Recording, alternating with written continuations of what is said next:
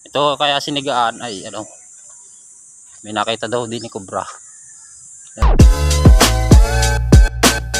Salamat naman guys, nakisama ang aking pagtitinda. Maaga ako nakaubo. At magsasara nga ako ng umaga, pupunta ako ng GSP sa Los Baños. At samahan nyo nga akong alamin yung mga building doon ng bawat bayan dito sa Laguna. At dito ko nga guys na pag-alaman na iba't iba rin ang uri ng mga building dito sa mga bawat bayan sa Laguna. At itong building nito guys ay sa Mahihay. Nakita nyo naman talagang gabot-gabot na at luma na. Napadaan nga ako dito guys nung isang araw, kaya sabi ko babalik ako dito. At yan nga po dito sa GSP, at yan nga po ay sa Mahihay, talagang pong gabot-gabot na. Hindi ko lang po guys alam kung bakit may mga building na napabayaan na. Napakaganda pa naman sana napakagawa ng building na ito, kaya lang talagang nalugso na. At paglabas ko nga guys, tumambad sa akin itong napakalaking puno. Siguro ito'y daan taon na. Kaya ako agad na nagpatabi nuno. Di yan nung pupunta ako sa punong iyan. O bulong-bulong pa nga ako kanina. No, wag naman magpakita sa akin ng kapre kung may kapre dito. At napansin ko nga rin yung dalawang kalapate. Siguro nagdidate dun sa punong iyon. Buti pa yung kalapating iyon may kasama dito at may kadate. Ako ay wala. At hinulaan ko nga itong building na ito. Sabi ko ay sa pagsanhan. Ay sa pagsanhan nga itong building na ito. At yan ang susunod na building po. Yan po ay sa Paite. May kalumaan na rin niya at mga bubong niya ay sira-sira na rin. Napakaganda rin nga po ng building na ito. Kunting ayos lang ay maganda na. At napansin ko nga rin dito sa may side, dugso na yung kisame. At nasilip ko naman ito isang building na ito. Ang ganda ng pintura. Kapipintura pa lamang. At ang isa nga pong ito ay sa Kalayaan. Maganda na po at bagong gawa pa. Maliit nga lamang pero pwede na. At nakita ko nga po sa bandang gawin doon yung isang building na malaki. At akin na nga pinasok yung building na yan. At nakita ko ito pala yung conference room. Ito siguro ginaganap yung mga events na malalaki. Sayang naman nga at sa Mindoro ako nag-aral. Pero kung dito ako nag-aral, baka napuntahan ko na rin ito. At pagkatapos nga niyan, ako'y lumipat sa likod at tinignan ko yung mga building pang iba. Pero ako'y nagkita ng kakaibang damo. Pero ito'y kilala ko dahil ako'y taga Mindoro. So guys,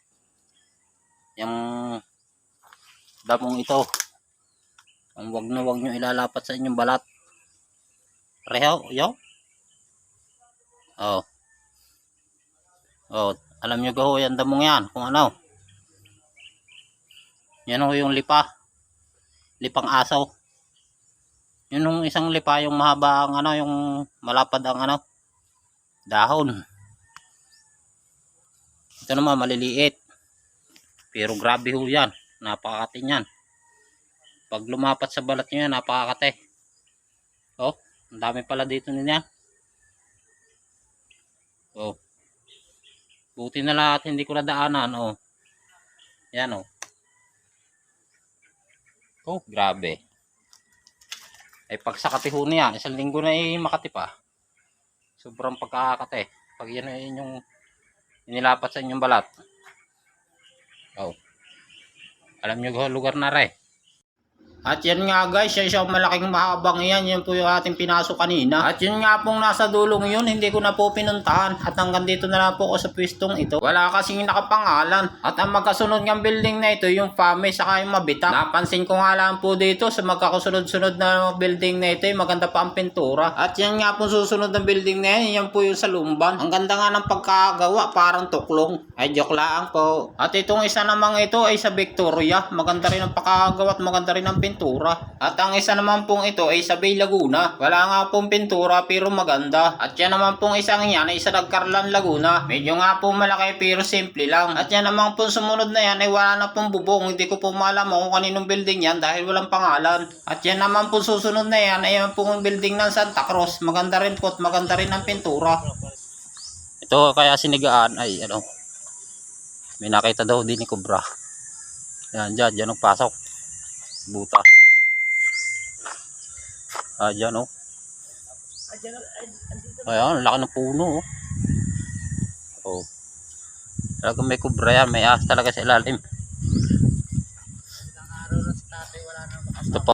At yan naman pong isang yan ay building ng Luciana. Talaga pong maganda, up and down pa. Bakit kaya ganun ano? Merong malalaki at merong maliliit, merong mga sirana at merong mga bago pa. At yan naman pong susunod na building, yan po yung sa Bay Laguna. Bukod nga po sa malaki ay talaga pong maganda ang pagkakayari. At yan naman susunod na building na yan po yung Nagcarlan Laguna. Maganda naman po, simple lang. At sa lugar nga pong ito, sa gilid dito ay medyo makalat nga lamang. At ito nga po yung susunod na building nito, ito po yung sa Alaminos. Malaki rin mga ito guys, pero luma po ang pintura. Pero mas okay naman po ito dun sa ibang mga building.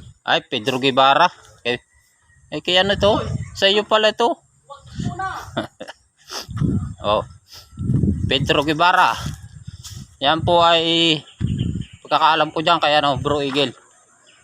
Yan yan nga, kanya yan.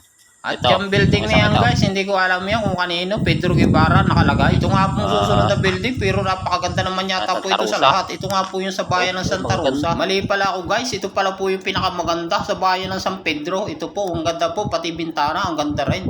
At ito naman po ang susunod guys na building, ito po yung sa Liliw. Medyo malaki na rin po siya pero medyo naluluma na rin ang pintura. At ang susunod nga po natin, ito po yung sa Cabinti, Laguna. Dilaw-dilaw na nga po ang pintura pero okay pa. At ang susunod naman po natin building yung Santa Maria, Laguna. At yun naman po nasa Calamba, Laguna, yung po yung katabi kanina ng orange na building, yung po sa Pagsanhan. At ito na nga po magtatapos. Salamat!